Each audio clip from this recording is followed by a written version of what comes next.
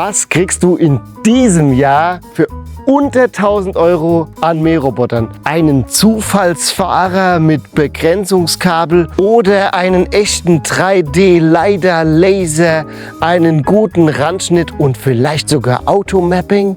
Der Mover Leidax Ultra 1000 sagt Letzteres, aber ich sage, schauen wir mal. In diesem Video teste ich den Mover Leidax Ultra 1000 richtig durch, also vom Setup über den Kantenschnitt bis hin zum Engpass-Test. Kein Marketing blabla, keine Hochglanzfotos, obwohl wir uns natürlich sehr viel Mühe beim Filmen geben, oder?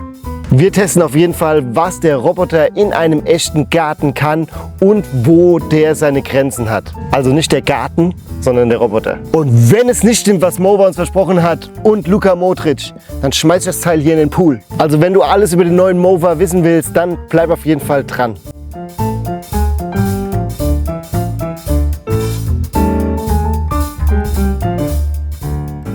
Wir testen Mähroboter jetzt seit über 5 Jahren und unser Wissen kommt tatsächlich nicht aus irgendwelchen Datenblättern, sondern aus unserem Garten. Und jetzt darf halt auch mal der Mover hier mähen. Und wenn du keinen Test mehr verpassen willst, dann abonniere auf jeden Fall unseren Kanal. Und wenn du die ganzen Details haben willst, dann schau mal auf unserer Website www.smart-home-fox.de. Da findest du alle Testberichte im Detail. Der Roboter kommt gut verpackt in einem schicken Karton und jetzt gucken wir mal, was alles drin ist.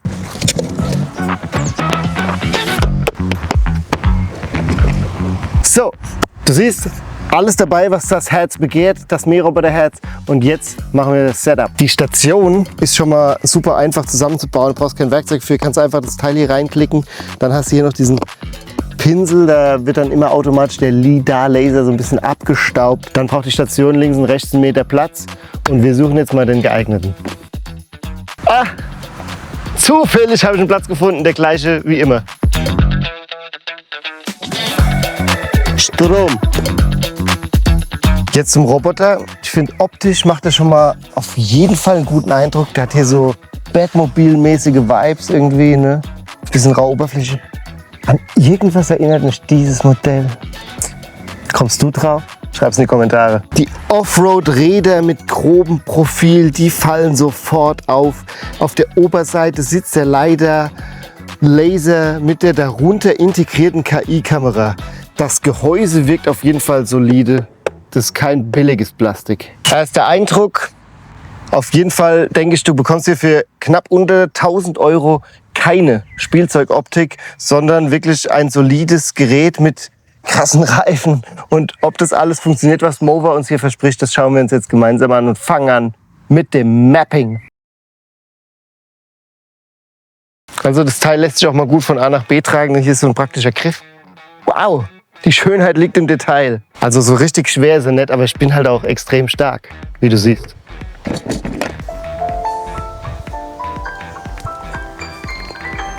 That's music in my ears. Bevor der Mover Leidax Ultra 1000 das erste Mal deinen Garten mäht, muss er ihn natürlich kennenlernen. Und das machst du mit Hilfe der Mover App. Und die ist, jetzt halte ich fest, kostenfrei im App Store erhältlich. Du brauchst auf jeden Fall 2,4 GHz WLAN, 5 GHz funktioniert nicht. Und tatsächlich, meine Empfehlung ist, weil die Frage immer wieder kommt in unserem Mähroboterberater, es wäre schon super hilfreich, wenn deine Station im Bereich deines WLANs steht, damit eben die Auto-Updates regelmäßig gezogen werden. Sonst musst du halt immer irgendwie mit so einer Hotspot-Lösung da rumhantieren und darfst es natürlich dann auch nicht vergessen. Die Einbindung war super easy, hat er direkt alles erkannt. Das Update hat ein bisschen gedauert und jetzt erstellen wir mal die Karte und wir können wählen zwischen Auto und manuell. Ich stelle jetzt direkt mal auf Auto hin und man muss tatsächlich trotzdem hinterherlaufen und im Bluetooth-Verbindungsbereich bleiben. Komm mal mit.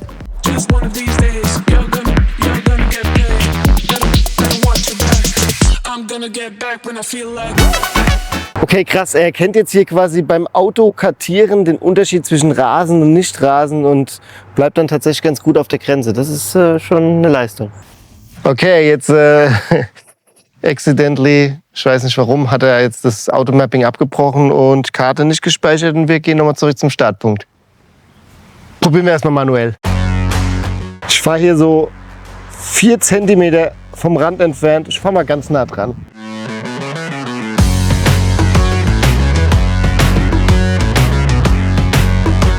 Zone A manuell kartiert. Easy. Gucken wir, ob wir eine Zone 2 hinkriegen. Komm mit in Zone 2 und sei dabei, wie ich die Auto-Detection, Boundary Detection, also die Autokartierung nochmal ausprobiere. Okay, also die manuelle Kartierung funktioniert super, da kannst du schön nah am Rand entlang fahren. Bei der Autokartierung, da tut er sich schwer, wenn die Grenzen nicht so klar sind. Bei klaren Grenzen funktioniert das, ne? Aber das Gute ist, du kannst dann auch bei Bedarf während des Kartierens umschalten. Das funktioniert dann schon ganz gut. Und jetzt gucken wir noch, Zone 2 ist installiert. Du kannst jetzt hier auch noch Durchgänge festlegen und Sperrzonen festlegen. Also alles, was du brauchst, um deinen Garten anständig zu kartieren. Siehst du jetzt, wie wir hier die Zonen miteinander verbinden. Zone 1 und Zone 2.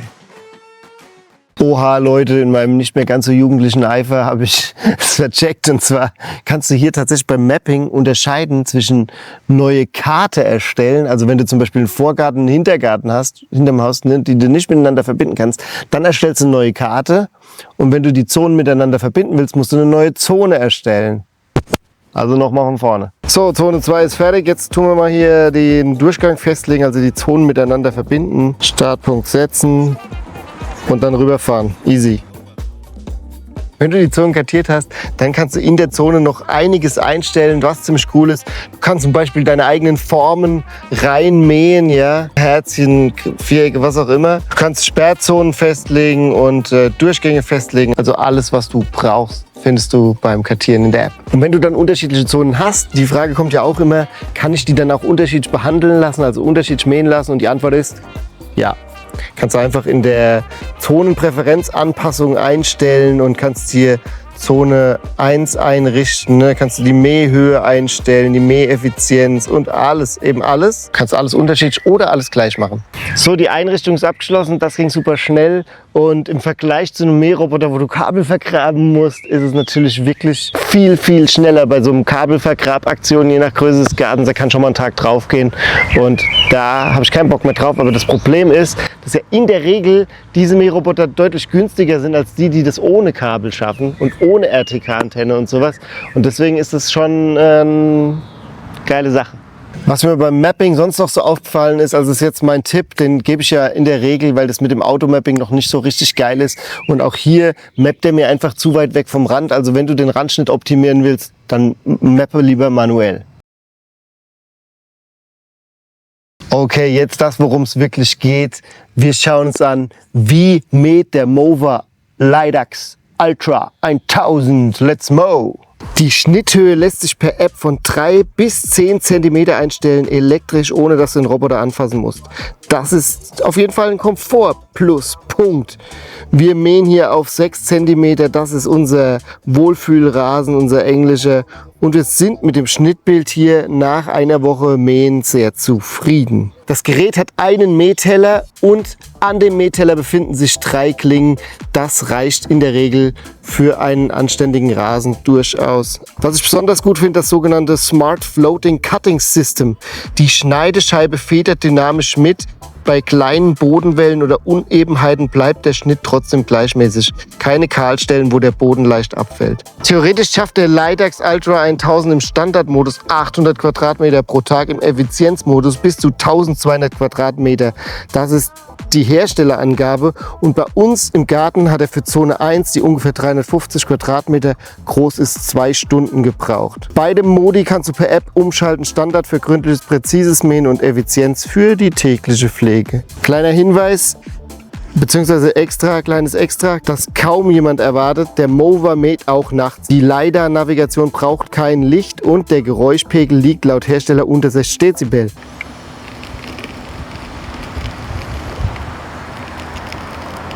Und tatsächlich ist das Gerät wirklich sehr leise. Es ist jetzt natürlich auch nicht die absolute Powermaschine, die beim Hobeln Späne erzeugt, aber das ist natürlich in den meisten Gärten auch gar nicht nötig. Nachts mähen, morgens perfekter Rasen, so soll Smart Home ja funktionieren. Aber ehrlicherweise, ich bin kein Freund vom Nachtmähen, denn da riskiert man einfach, die nachtaktiven Tiere zu stören oder vielleicht sogar zu zerschreddern.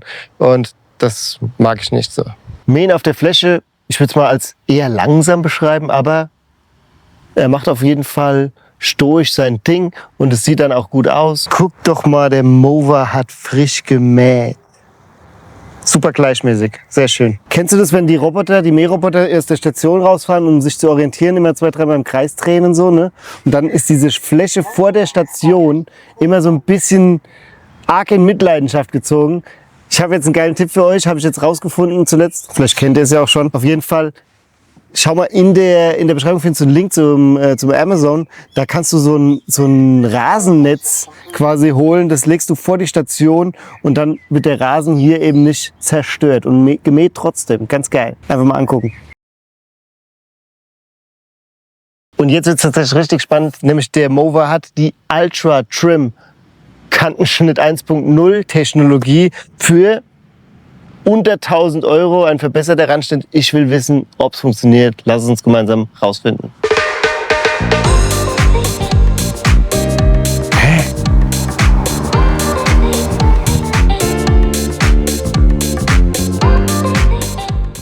Okay, das hat nicht funktioniert. Ich habe ihn zurück in die Station geschickt. Aber in der App kannst du Ultra Trim 1.0 aktivieren und dann soll es doch funktionieren.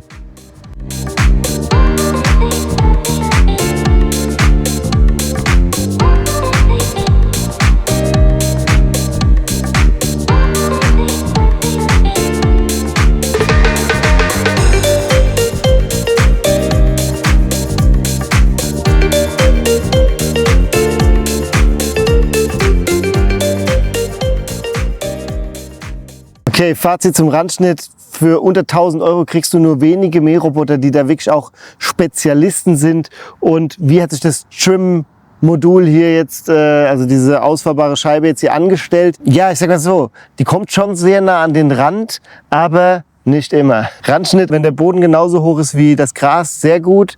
Dann haben wir aber hier Randschnitt bei Naturstein. Das sah schon hier teilweise gut aus. Hier ist er zum Beispiel super nah rangefahren. Und hier ist er nicht so nah rangekommen. Da hat er dann die versprochenen 5 bzw. sogar teilweise 10 cm stehen lassen. Also was ihm noch ein bisschen schwerfällt, ist so ein bisschen die Linie zu halten. Aber wie gesagt, für den Preis, der Kantenschnitt ist nice. Okay, jetzt wird's spannend, denn hier trennt sich in der Regel die Spreu vom Weizen. Wie gut funktioniert die Hinderniserkennung und die Navigation? Weicht der echten Hindernissen aus? Oder ist der eine Gefahr für die Igel?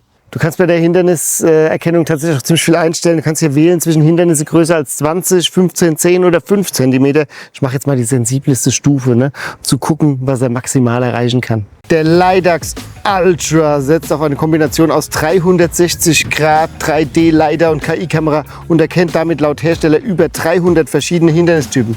Das ist auf jeden Fall eine Ansage. Die meisten Mähroboter, die wir getestet haben, liegen eher so bei 200 Hindernissen, die sie erkennen. Tatsächlich ist das aber auch schwer überprüfbar für uns. Auf alle Fälle Gartenmöbel, Schläuche, Spielzeuge oder sogar Hunde und Katzen und Elefanten. Ich habe es mal ausprobiert, natürlich nicht mit Hunden und mit Katzen, aber natürlich mit unserem Blumentopf, also unserem Quasi-Gartenschlauch und Hugo, dem Igel. Und das Ergebnis, wie du siehst. Are you ready? Ab in den Pool mit ihm!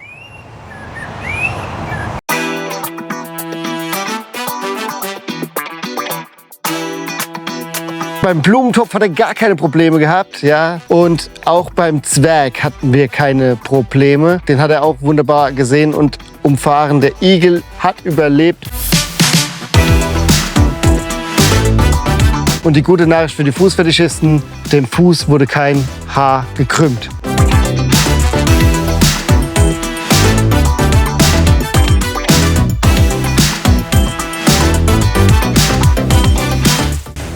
Stöcke bzw. Gartenschläuche lieber wegräumen, denn die mag er nicht. Ist halt auch niedriger als 5 cm und das ist ja laut Hersteller ausgeschlossen zu erkennen. 45% Steigung soll er schaffen, das ist so, sag ich mal, normaler Garten. Wenn du mehr brauchst, dann brauchst du die Allrad-Variante, die AWD, also All-Wheel-Drive-Variante. Die gibt's auch. Schau mal, der Link ist in der Beschreibung. Schafft er unseren Turbohang? Let's see.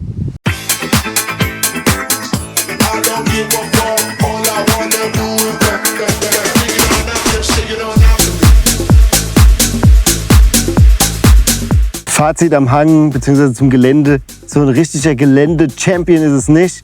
Dafür ist er einfach nicht, hat er nicht genug Power, ja, und hat eben auch keinen Allradantrieb, sondern eben nur Heckantrieb. Und das merkt man, er kämpft schon am Hang. Aber bis zu 45% schafft er auf jeden Fall. Da hat der Hersteller nicht zu viel versprochen.